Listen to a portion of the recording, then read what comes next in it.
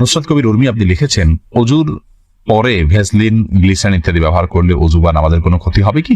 40 দিনের বেশি যদি কেউ নাভির নিচের লোম পরিষ্কার না করেন, তাহলে সেক্ষেত্রে তার সালাত কবুল হবে না, তার নামাজ হবে না। এরকম একটি মাসআলা আমাদের সমাজে প্রচলিত আছে। কোরআন এবং হাদিসের আলোকে এটি কতটা সঠিক? এরপরে আব্দুল মা এই আইডি থেকে আপনি লিখেছেন, মাথার চুল কালার করা সম্পর্কে ইসলামের শরীয়ত কি বলেন? আপনি লিখেছেন, পারফিউম ব্যবহার করা বৈধ হবে কি? ইসরাজান আপনি লিখেছেন, স্বামীকে খুশি করার জন্য ফর্সা হওয়ার ক্রিম ব্যবহার করা যাবে কিনা? মোহাম্মদ আরাদ আব্দুল্লাহ আপনি জানতে চেয়েছেন, দাঁড়িয়ে পেশাব করলে কি গোসল করা ব্যতীত নামাজ হবে না? মোহাম্মদ সুমাই আপনি লিখেছেন, ছোট বাচ্চার প্রসাব গায়ে লাগলে কি নামাজ হবে? আর বিলম্ব না করে চলুন আমরা প্রবেশ করি আপনাদের প্রশ্নগুলোর উত্তর দেওয়ার পালায়। ফর্সা হওয়ার ক্রিম সম্পর্কে আগে আমরা বলেছি, এটা থেকে আদতেই কি পরিপূর্ণ মানুষের রং চেঞ্জ হয়ে যায় কিনা? যদি পূর্ণ রং চেঞ্জ হয়ে মানুষের আকৃতি পরিবর্তন হয়ে যায় তাহলে সেটা তো জায়েজ নয়। আর হালকা একটু ফর্সা দেখায় এরকম যদি হয় তাহলে সেটি করা যেতে পারে। নুসরাত কবির উর্মি আপনি লিখেছেন, অজুর পরে ভ্যাসলিন, গ্লিসারিন ইত্যাদি ব্যবহার করলে অজু বা নামাজের কোনো ক্ষতি হবে কি? না, অজু বা সালাত ভঙ্গের সুনির্দিষ্ট কারণ আছে, সেই কারণগুলো না পাওয়া গেলে অজু বা সালাত ভঙ্গ হবে না। বিধায় ভ্যাসলিন বা গ্লিসারিন ইত্যাদি ব্যবহার করলে অজু নষ্ট হবে না, সালাতের কোনো অসুবিধা হবে না, কারণ এগুলোর ফলে অজু ভঙ্গের কোনো কারণ পাওয়া যায় না। অজু ভঙ্গের মৌলিক কারণগুলো শরীর থেকে যদি নাপাক বের হয় বা নাপাক বের হওয়ার মতো যথেষ্ট সম্ভাবনা তৈরি হয় তাহলে সেক্ষেত্রে অজু ভঙ্গ হয়। এছাড়া সাধারণত অজু ভঙ্গ হয় না। অতএব ভ্যাসলিন, গ্লিসারিন ইত্যাদি আপনি ব্যবহার করেছেন, কোনো নাপাক বের হয়নি আপনার শরীর থেকে, বিধায় অজু ভঙ্গ হবে না। আপনি লিখেছেন, পারফিউম ব্যবহার করা বৈধ হবে কি? পারফিউম ব্যবহার করা বৈধ। পারফিউমে যে অ্যালকোহল আছে সেই অ্যালকোহলের কারণে অনেক ওলামায়ে কেরাম নাজায়েজ বলেন। তবে অ্যালকোহল ছাড়া অনেক পারফিউম আছে, সেগুলো তো অবশ্যই জায়েজ হবে। আর অ্যালকোহল থাকলেও নাজায়েজ হবে যে সেটি নিশ্চিত নয়। অনেকের মতে নাজায়েজ হবে, অনেকের মতে জায়েজ হবে, কারণ অ্যালকোহল পান করা হারাম হলেও সেটি কাপড় চোপড় লাগলে যে নাপাক হয়ে যাবে ব্যাপারটি সেরকম নয়। এটা যথেষ্ট মত পার্থক্য আছে। সবচেয়ে ভালো হয় অ্যালকোহল ছাড়া অনেক পারফিউম বাইরে হচ্ছে সেগুলো ব্যবহার করা, কিংবা আপনার আতর ব্যবহার করা। আমি ব্যক্তিগতভাবে অ্যালকোহল সহ পারফিউম ব্যবহার করাটাকে জায়েজ মনে করি। এরপরে আব্দুল মা এই আইডি থেকে আপনি লিখেছেন, মাথার চুল কালার করা সম্পর্কে ইসলামের শরীয়ত কি বলে? মাথার চুল কালার করতে পারেন, বিশেষ করে সাদা যখন হয়ে যায় তখন নবী করিম সাল্লাল্লাহু আলাইহি ওয়াসাল্লাম এর হাদিস অনুযায়ী এটাকে কালার করাটাই হলো উচিত এবং সুন্নাহ। তিনি বলেছেন, ইহুদিরা সাদা চুল রাখে, তোমরা এটাকে কালার করবে, ওয়াজান্নিবুস সাওয়াদ, তবে তোমরা কালো কালার থেকে বিরত থাকবে। অতএব মেহেদি বা এই জাতীয় কোনো ন্যাচারাল কোনো কিছু যদি আপনি কালার করতে পারেন সেটা সুন্নাহ। এরপরে প্রশ্ন করেছেন হাবিবা, আপনি লিখেছেন, অজুর সময় মাথায় ওড়না থাকা কি বাধ্যতামূলক? অজুর সময় মাথায় ওড়না থাকা বাধ্যতামূলক নয়, বরং মাথার ওড়না ফেলে কেউ যদি অজু করেন অজু করতে পারেন। যদি তাকে কোনো গায়রে মাহরাম পুরুষ দেখার আশঙ্কা না থাকে, তিনি মাথার কাপড় চোপড় ফেলে, ওড়না ফেলে মাথার, তারপর তিনি অজু করতে পারেন। বরং আমরা যখন অজু করার জন্য মুখমণ্ডল ধৌত করব তখন আমাদের কাপড় যদি মাথায় থাকে, অর্থাৎ ওড়না যদি টানা থাকে, তাহলে সেক্ষেত্রে এগুলোতে কিছুটা হলো পানি লেগে যাবে, ভিজে যেতে পারে। এই জন্য মাথার ওড়না না রেখে অজু করা যাবে। যদি মাথার ওড়না রেখে আপনি অজু করেন এবং আপনার ওড়না খুব একটা না ভেজে আপনার অসুবিধা না হয়, আপনি করতে পারেন। মাসা করার ক্ষেত্রে আপনাকে মাথার কাপড়ের নিচ দিয়ে মাসা করতে হবে, কারণ মাথার ওড়নার উপর দিয়ে মাসা করলে সে মাসা বিশুদ্ধ হবে না। এটাই হলো জমহুর এবং বেশিরভাগ ওলামায়ে কেরাম, ফুকাহায়ে কেরামের মত।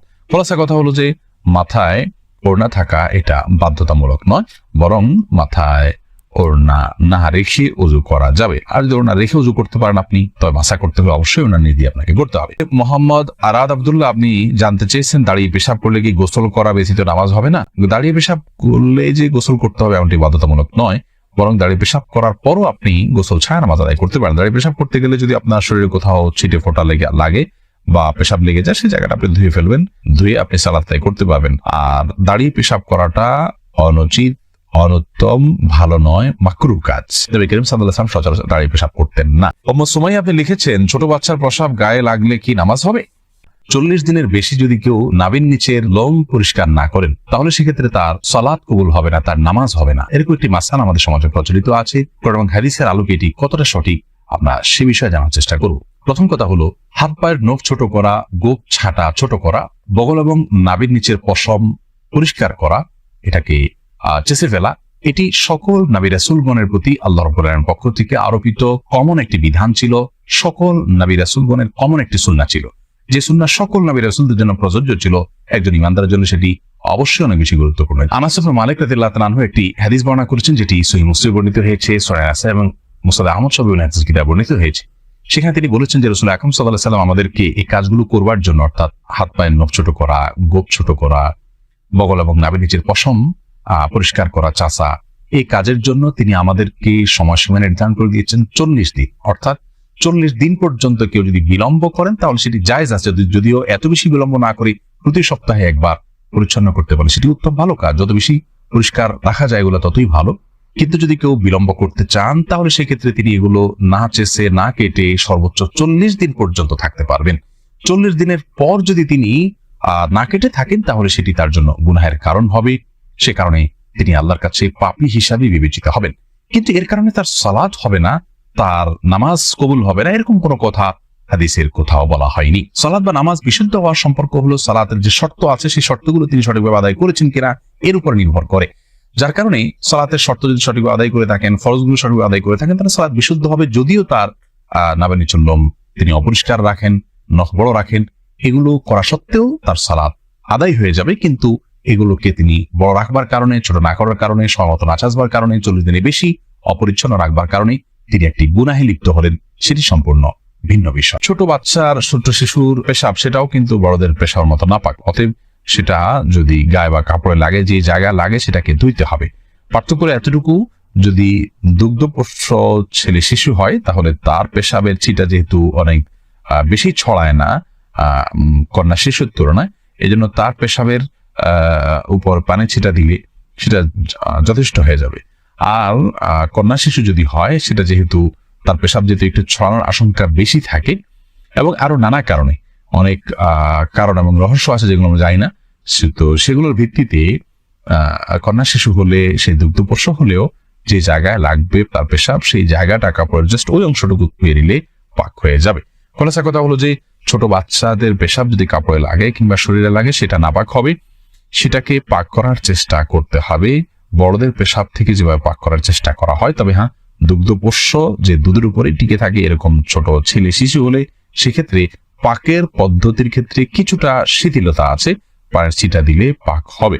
তবে সেক্ষেত্রে ধুয়ে ফেলাটাই হলো সংশয় মুক্ত। বিশেষ করে আপনার অনেক সময় খুঁতখুঁতে স্বভাব থাকে অনেকের মধ্যে সন্দেহ থাকে, মনের প্রশান্তির জন্য পুরোটা ধুয়ে ফেললে সেটা অবশ্যই উত্তম এবং ভালো, কারণ পেশাব থেকে পরিচ্ছন্ন থাকা নির্দেশনা হাদিসে রয়েছে। এমনি সাকিব মাতব্বর লিখেছেন, নামাজ অবস্থায় ওযু চলে যেতে চায়, এমন অবস্থায় ওযু আটকিয়ে রেখে নামাজ আদায় করা যাবে কি? অবশ্যই আটকিয়ে রেখে আদায় করা যাবে, তবে স্বাভাবিক অবস্থায় ওযু আটকিয়ে রেখে তারপরে ওই ওযু দিয়ে নামাজ পড়া উচিত নয়। তবে নামাজের মধ্যে যদি আপনার ওযু ভাঙার বা পেশাব পায়খানা বেগ হয় তাহলে বা বায়ু নির্গত হওয়ার বেগ হয় তাহলে সেটাকে আটকিয়ে রেখে সালাত কমপ্লিট করা যেতে পারে, যেহেতু সালাত কমপ্লিট করা আল্লাহর কর্তৃক নির্দেশিত, আমার বলেছে। এরপরে অ্যাঞ্জেল রুমি আপনি লিখেছেন, চোখে কাজল বা আইলাইনার ব্যবহার করে নামাজ পড়লে নামাজ হবে কিনা? নামাজ হয়ে যাবে। শোভন আহমেদ আপনি লিখেছেন, 4 রাকাত নামাজের বদলে 3 রাকাত পরে সালাম ফিরালে কি করণীয়? এটা পরে মনে পড়েছে। ফরজ নামাজ যদি 4 রাকাত যায় 3 রাকাত সালাম ফিরে ফেলেন, তৎক্ষণাৎ মনে পড়লে তো আরেক রাকাত পরে শেষ নামাজ হয়ে যাবে। কিন্তু আপনি উঠে চলে গেছেন, অন্য কাজ করছেন, তারপরে মনে পড়েছে, তাহলে আবার আপনাকে সে সালাত আদায় করতে হবে। ইসরা জান আপনি লিখেছেন, স্বামীকে খুশি করার জন্য ফর্সা হওয়ার ক্রিম ব্যবহার করা যাবে কিনা?